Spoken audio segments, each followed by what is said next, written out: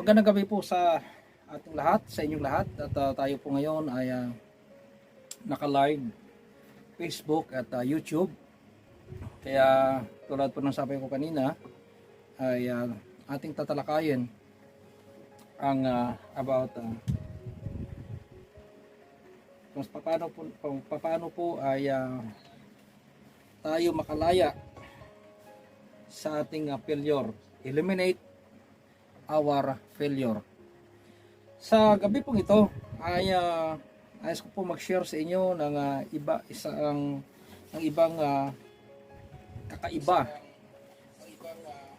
kakaiba na topic para po tayo ay maiba naman. Marami pong mga tao na kung saan ay kaya hindi makakamove sapagkat ayaw nila ng pagbabago. Marami mga tao ang nananatili doon lamang o doon sa kung ano ang kanilang naranasan. Para bang takot silang umusad, takot silang kumilos, takot silang mag-move sapagkat naranasan nila ang mga bagay na nakapagbigay sa kanila ng isang napakalaking trahedya sa buhay. Halimbawa na lang, hindi natin po hinihiling na magkaroon ng trahedya sa pamilya. Kaya maraming mga tao ang hindi makakamove on. At kadalasan ay instead na siya ay mag-move, ay siya ay naibagsak ng problema.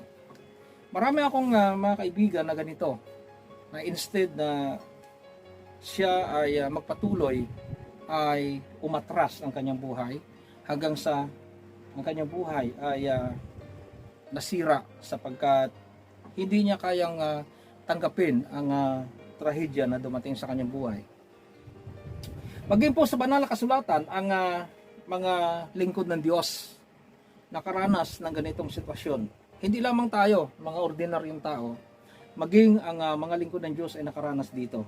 Kaya sa gabi po ito ay nawa ang ating topic, ang ating pag-usapan ay makakapagbigay ng tulong para po tayo ay mabigyan ng encouragement para po tayo ay magpatuloy. Ano man ang ating naranasan, ano man ang ating sitwasyon ngayon, maaaring makakatulong. Ito ang ating pag-usapan sa gabi ito. Lalo ngayon ay tayo ay bagsak na bagsak pagdating sa economy, bagsak na bagsak pagdating po sa labor, bagsak na bagsak pagdating po sa kawalan ng trabaho, bagsak na bagsak pagdating po sa material at physical na pangangailangan. At higit sa lahat, bagsak na bagsak ang mga tao pagdating sa spiritual na pamumuhay. Sapagat palaging lockdown at pagdating po ng lockdown, bawal ang tao lumabas, bawal pumunta ang tao sa simbahan, bawal ang gathering, bawal ang fellowship, at lahat po ay bawal. Kaya bagsak na bagsak lahat. Kaya natutuwa ang kalaban kung saan ay ang mga tao ay unti-unting nawawala ang sigla, ang pagkakilos ng mga tao na involved sa gawain ay nababawasan at hindi makakaroon ng street ministry, market ministry, kung ano pang mga ministry, maging sa paghayo, sa church planting, ay nababawasan sapagkat dala po ng nangyari sa ating buhay. Sa gabing ito, how to eliminate our past failure. Kapag po hindi natin na-deal ang problemang ito, tulad ng sabi ko kanina, ay tayo po'y mananatili sa isa para bang nananatili na lang tayo sa isang baso, sa loob ng baso na hindi po tayo makakalabas. Mananatili tayo doon sa isang baso na kung saan pumasok ka roon at halos hindi mo malaman kung paano ka makakalabas sapagkat natatalian ka ng iyong past experience na kung saan failure ka. Atin pong alalahanin na kung saan ay ang nag-invento ng ilaw na ito na siyang gamit natin ngayon ay marami po siyang failure, pero hindi po siya tumigil. Hindi po siya tumigil. At nang dahil doon sa mga failure na yun na kanyang naranasan, siya pa ay nagpursige hanggang sa ma-perfect niya ang pag-invento ng ilaw na ito. Maging si Nikola Tesla, marami po siyang failure. Pagdating po sa scalar energy, marami po siyang failure, pero subalit si Nikola Tesla ay nagpursige at sigit, nagpatuloy lang. Kaya po ngayon ay isa siya sa pinaka kilala na kung saan siya po ay isang scientist na kung saan ay isa sa nag-invento ng scalar energy. Na kung saan ay ang scalar energy ay napakaganda sa katawan ng tao at napakaganda na kung saan ang gamit natin ngayon ay mga scalar energy, mayroong mga iba-iba na kung saan ay katulad mo ng sasakyan Tesla ay ang gamit mo yon hindi po kumakarga ng gasolina, hindi po kinakargahan ng gas, kundi yun po ay electric lang. Okay? So napakarami pong mga bagay-bagay na kung saan yung mga tao na dating failure sila ay nagpatuloy sila at sila po ay naging successful. Nawa po sa buhay natin, ganun din tayo. Huwag nating hayaan na tayo ay tatalian ng ating nakaraan. Huwag po nating hayaan na tayo ay tatalian ng mga failure na naranasan natin. Sa gabing ito, I want to share with you the life of Moses, na kung saan ay isa si Moses sa considered na kung saan ay sa loob ng mahabang taon, within 40 years na pananatili niya sa Egypt o sa Ehipto, ay failure ang kanyang buhay. Sapagkat si Moses, mula nung sa kanyang pagkabata, na kung saan ay ilinagay siya ng kanyang ina sa basket at ipinaanod sa ilog, at nakita siya ng princess ng Egypt at pinalaki siya. Pagdating po ng 40 years, doon niya palang nalaman na siya pala ay isang Hebreo at hindi siya isang Egyptian. So sa gabing ito, unang ating tatalakayin para po tayo ay makalaya, para ma-eliminate po natin ang past failure natin sa buhay, ay number 1, dapat po nating malaman kung sino po tayo. Who you are, who we are. Sino po tayo? Sino ka ba? Ano ba ang pagkatao mo? And what do you want in your life? Ano ang gusto mo sa iyong buhay? Kapag wala ka po nito, hindi mo maarok o hindi mo malaman kung sino ka. Ikaw nga ba? Sino ka ba? Ikaw si Kuya Rod. Pag Kuya Rod ka, iisa lang ang Kuya Rod sa mundong ito. Wala nang iba. Iisa lang. Kaya kailangan paninindigan mo yan na wala nang ibang Kuya Rod sa mundong ito. Ganun po si Moses. Who we are. What do you want in your life? Dapat po malaman mo kung sino ka sa mundong ito. Dapat mong malaman na kung ano ang iyong pagkatao. As a driver, okay? If you drive the car, okay, alone, you must to decide where you going. The place where you go, you must to decide. At kapag hindi mo alam ang lugar, ang kalsada, you must to decide quickly.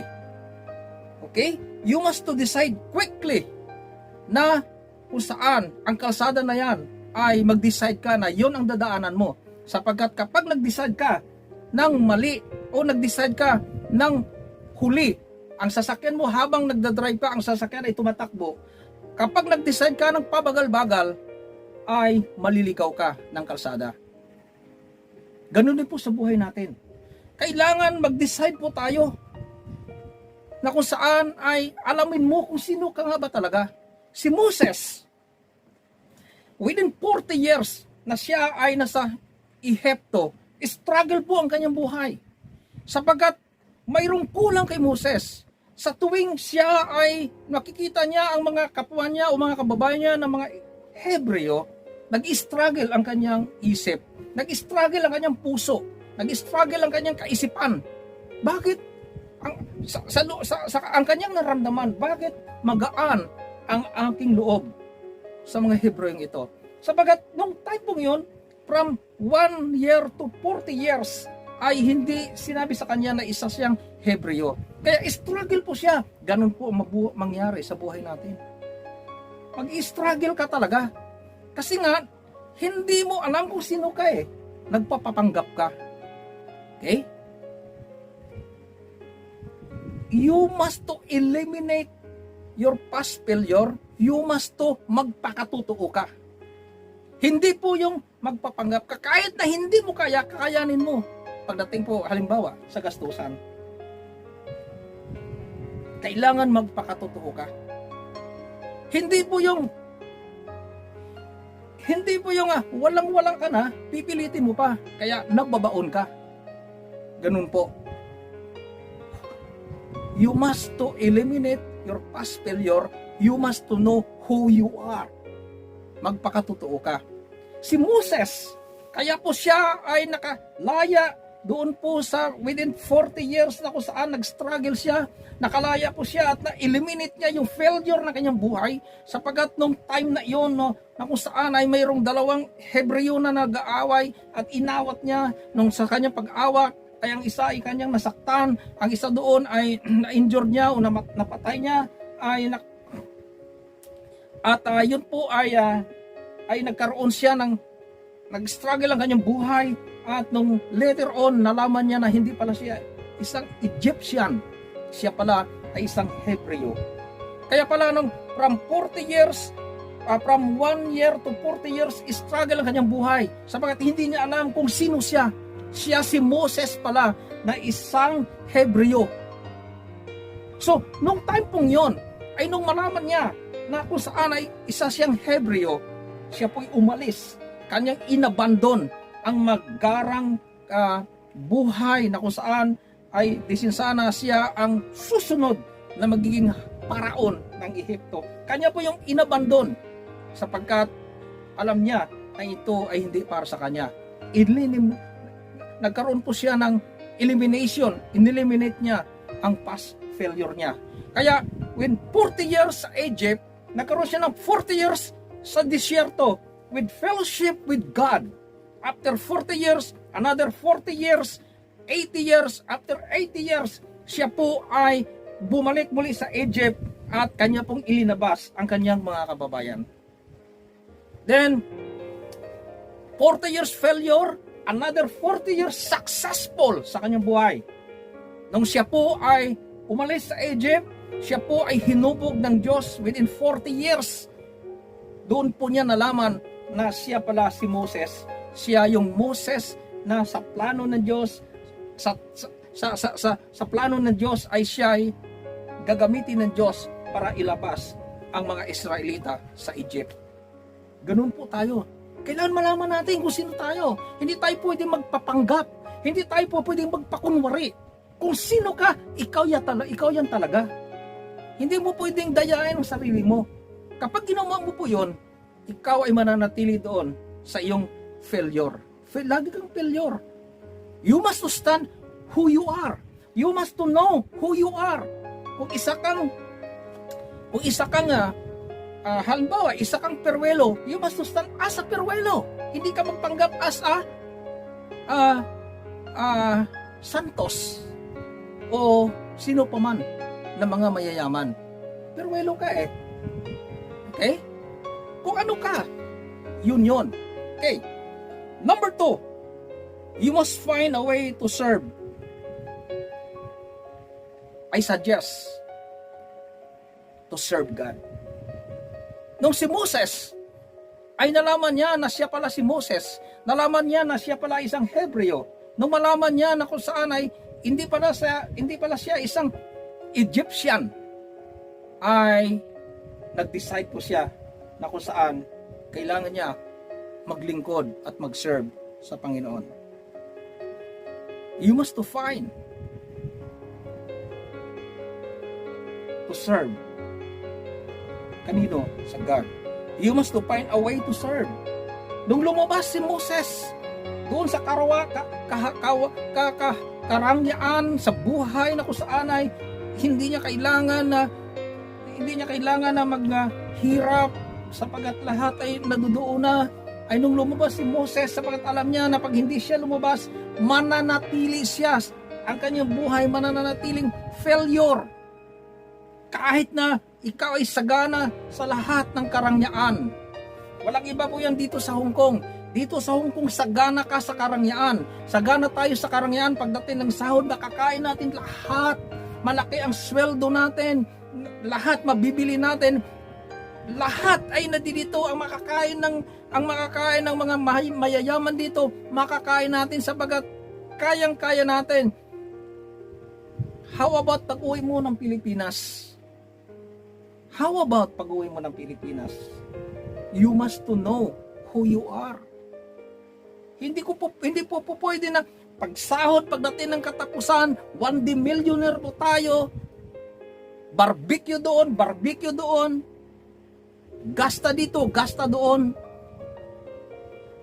You must to know your limitation. You must to know who you are. You must to know you are or we are OFW. Nananilbihan tayo dito. At kailangan natin mag-ipon. Kailangan natin mag-save. Ang ating sweldo, kailangan natin i-save for the sake of our loved ones, our children, and family in the Philippines. And kailangan po natin mag-save para po pag uwi natin ay mayroon po tayong pera. Kailangan po yun. Kailangan malaman mo. Kailangan malaman mo kung sino tayo. Hindi po yung pagsahod, bahala na. Mangutang tayo sa bangko. Mangutang ka ng 30,000, 40,000, 20,000. How about ang bayaran? Okay? Ito ay practical na message ngayon sa ating mga OFW. Maririnig po ng ating mga mahal sa buhay sa Pilipinas. Mangutang tayo ng isang bangko, ang babayaran mo sa isang buwan, 2,500. Hindi ka pa nakontento. Mangutang ka uli sa isang bangko, sasabit ka sa kaibigan mo, ang babayaran mo 1,500. Magkano na? 3,000, 4,000. Magkano ang sweldo natin? 4,000, wala pang 5,000. Saan ka kukuha ng allowance mo? Saan ka kukuha ng panggastos mo? Hanggang sa nabaon tayo, nabaon ka sa utang. Failure. You must to know. Kailangan mo malaman kung sino ka, kung ano ang limitasyon mo. Para makaahon ka doon sa nakaraan. Para ma-eliminate mo yung failure mo ng nakaraan. Hindi po yung matagal na tayo dito, utang ng utang para sa bangko. Hindi ko sinasabi na masamang pag-utang sa bangko. Hindi yung kailangan planuhin po natin. Kailangan malaman po natin ang ating limitasyon. Okay? Pangalawa, o ang pangatlo, always do the right thing. Para po ma-eliminate po natin yung ating nakaraan, ang failure sa ating buhay mo nakaraan. Always do the right things. Kailangan gumawa po tayo ng isang bagay na excellent na kung saan hindi ka makakalimutan ng tao. Kung dati, hindi po tayo nakakagawa ng isang bagay o ng isang move na kung saan ay kinaiinisan ka ng tao. Para po ma-eliminate po natin ang isang bagay o ang past failure po natin sa buhay, kailangan magbago po tayo ng style. Halimbawa, hindi ka matulungin, maging matulungin ka. Maging mabait ka. Maging mabait po tayo. Maging mabait po tayo sa kapwa po natin. Even people don't know. Kahit yung tao ay hindi ka kilala. Ang importante, tumulong ka. Kaya nga mayroong kasabihan, ang mga taong tumutulong dapat hindi na sinasabi at hindi na sinasabi kung sino, kung ikaw ay tumulong. Ang importante, tumulong ka. At dito po, unti-unti mong ma-realize sa sarili mo na dating hindi ka matulungin, ng dati makasarili ka, ng dati ay ano ka pa, dito ma-realize mo na nakaahon ka na pala, na eliminate mo yung failure mo sa buhay. Napakarami pong bagay-bagay na dapat nating gawin. Kailangan po ay ma-change ang ating strategy, ang ating buhay. Kailangan po mabago. Sapagkat kung hindi po mabago, ay delikado. Mababaon at matatali tayo doon sa ating nakaraan. Halimbawa na lang po, nung si Moses ay namatay, pinakita sa kanya ng Diyos ang promised land. Pero sabi sa kanya ng Panginoon, Moses, ipapakita ko sa iyo yung promised land, pero hindi ka makakarating doon. After na pinakita sa kanya ni Yahweh ang promised land, siya ay kinuha na ng Panginoon. Kinuha siya ng Diyos. At nung kinuha siya ng Diyos, si Joshua ang pumalit sa kanya as a leader ng Israel. 30 years to 40 years na pinagluksa nila si Moses, sapagkat si Moses ay namatay. And after 30 years, 35 years to 30 days, 35 days to 40 days na pinagluksa ng Israel si Moses. Then after that, na bago dumating ang 40 days, ay nagpakita at nangusap ang Diyos kay Joshua. Ang sabi ng Diyos kay Joshua, Joshua, my servant Moses is died already. Prepare these people to cross the river Jordan para angkinin, para kunin at ang lupang pangako o ang promised land na ibibigay ko sa inyo. So, kailangan po magkaroon ng changes sa buhay natin.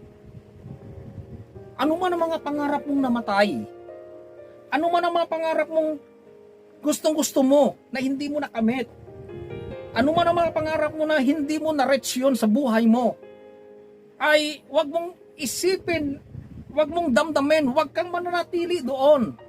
Sapagkat ang Diyos ang nakakaalam sa ating buhay. Tulad po ni Joshua, ang mga Israelita ay nagmumurmur, nag-umiiyak, nalungkot, sapagkat ang kanilang leader na si Moses, the best leader, na kung saan within 40 years sa ilang paikot-ikot sila na sana ay kapag direct na patawid ng Israel ay 1 week lang. 1 week lang, 1 week mahigit lang, pero inabot sila ng 40 years. Pero ang turing pa rin nila kay Moses as a great leader, a great parents, ika nga, sapagkat si Moses ang tagapagsalita ng Diyos sa kanila. Nag-iyak, nalungkot sila, parang ayaw na nilang kumilos, parang wala na, natsukluban na sila ng mundo, sapagkat wala na si Moses. Mga kaibigan ng mga kapatid, kaibigan ko sa Facebook, kaibigan sa YouTube, mga kaibigan, hindi po ganun.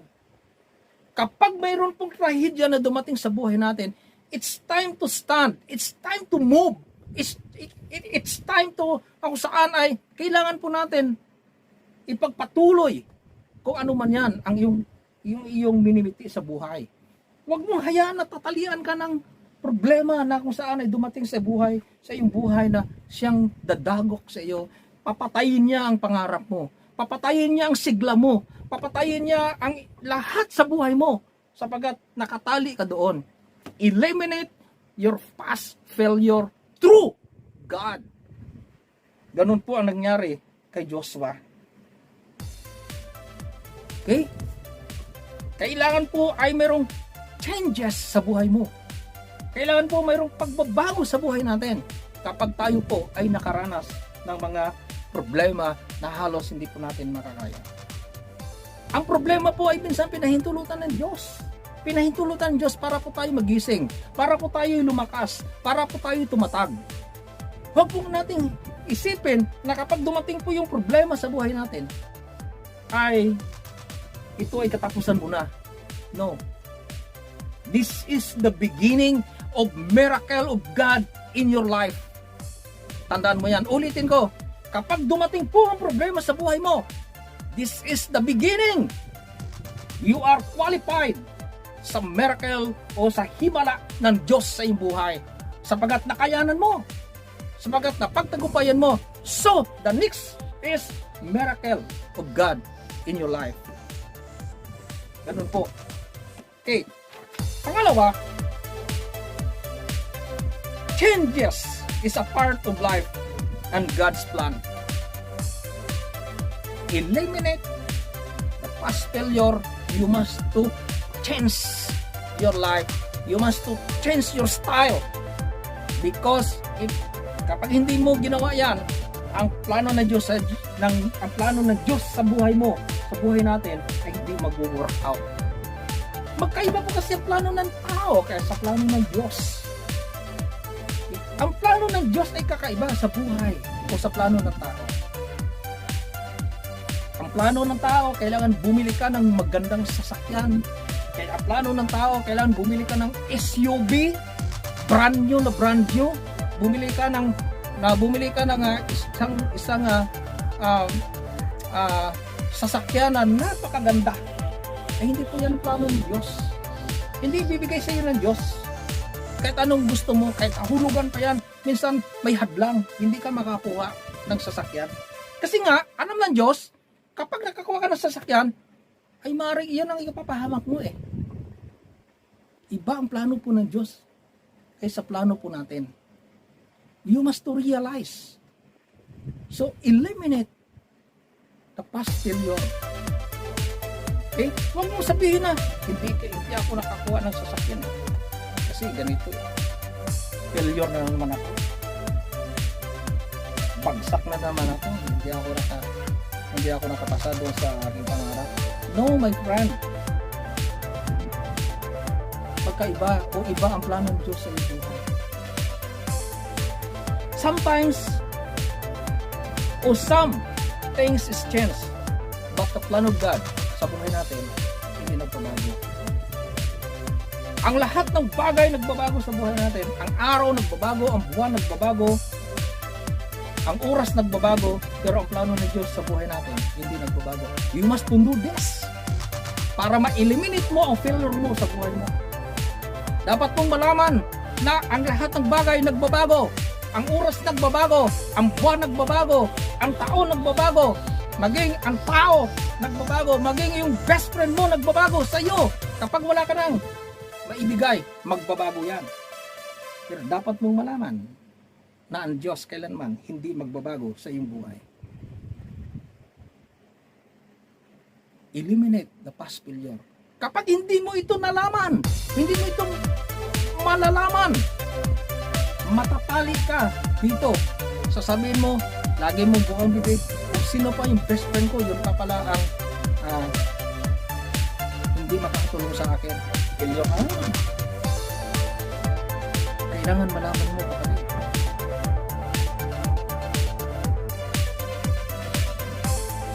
Ang lahat ng bagay nagbabago, pero ang Diyos kailanman hindi magbabago.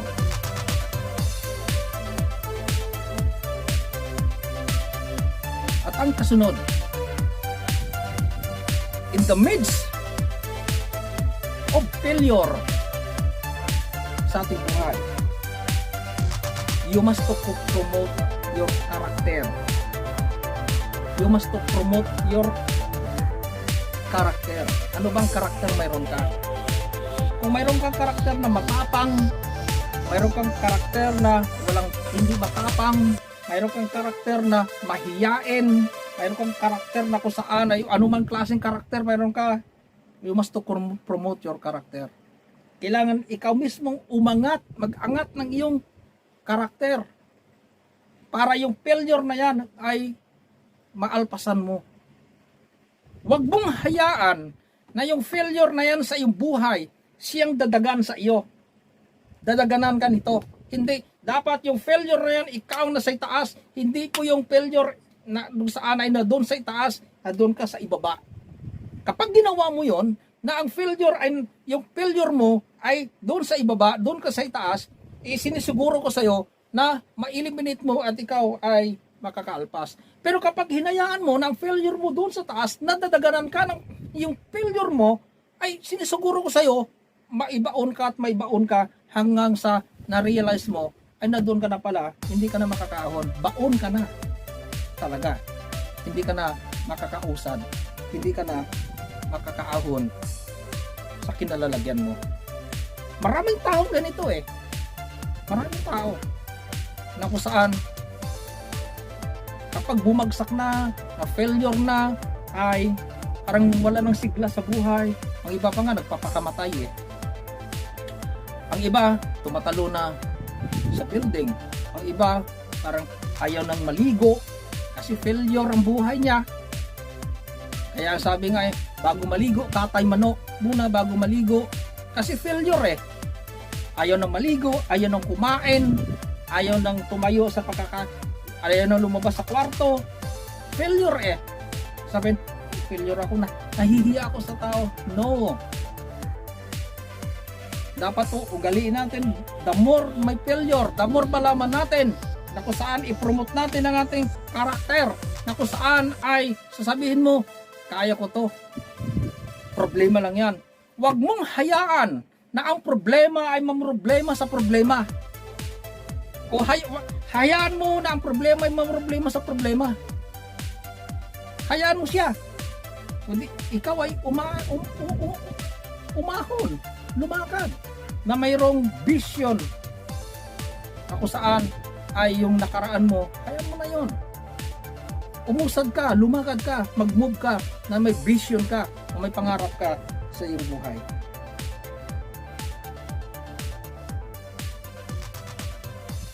Yun po mga kapatid.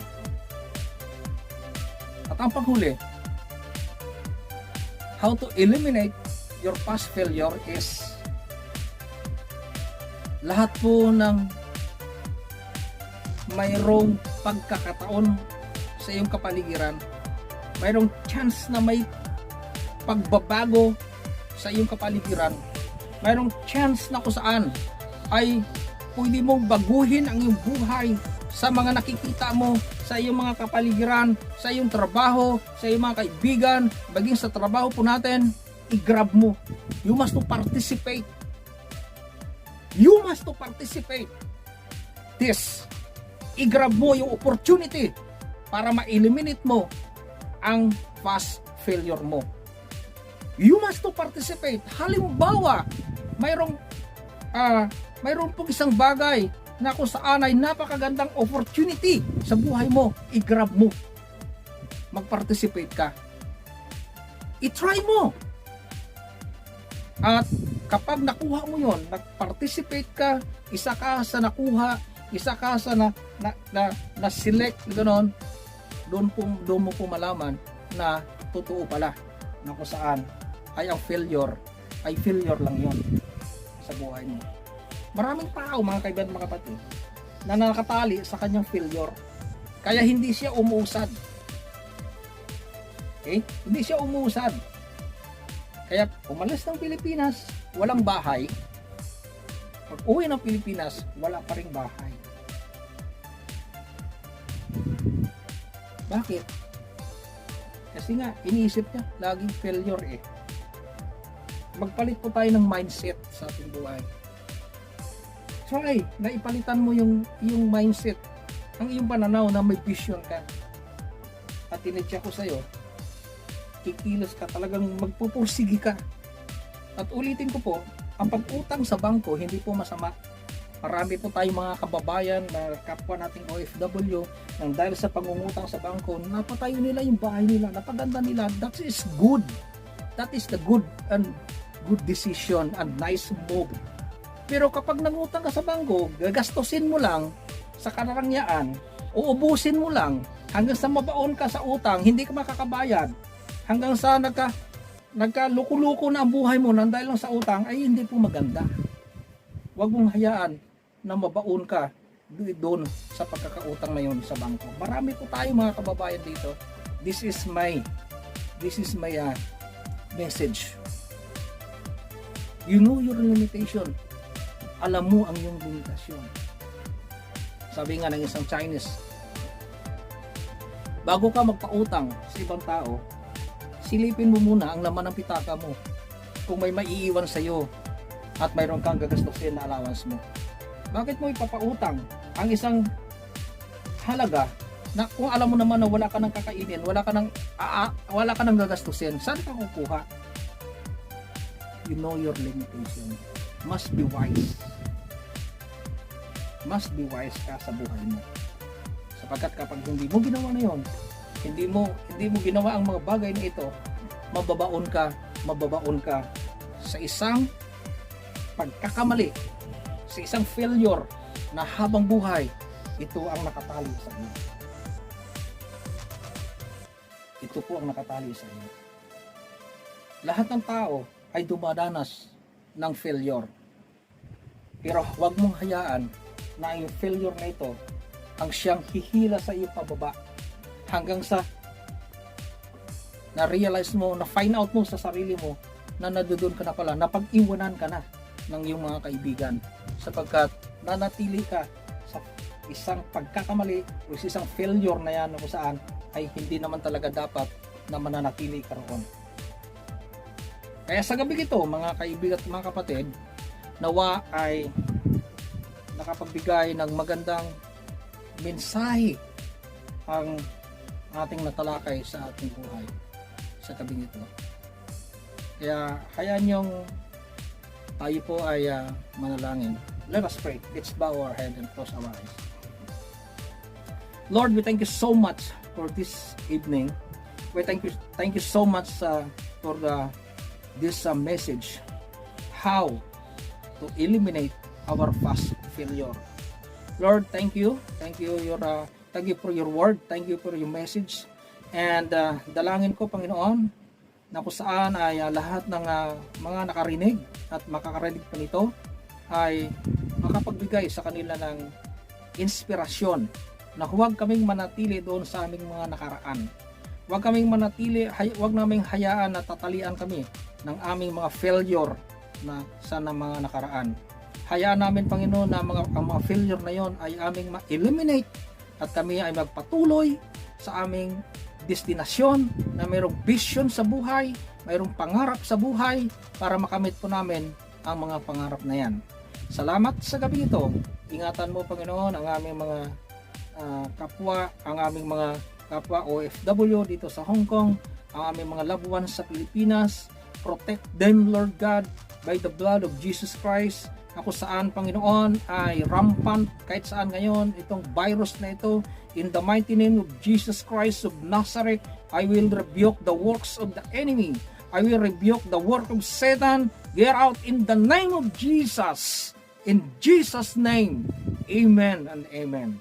Thank you so much, mga kaibigan sa Facebook, kaibigan sa YouTube, at nawa ay nakapagbigay sa inyo ng magandang mensahe sa gabi ito. Thank you and God bless you.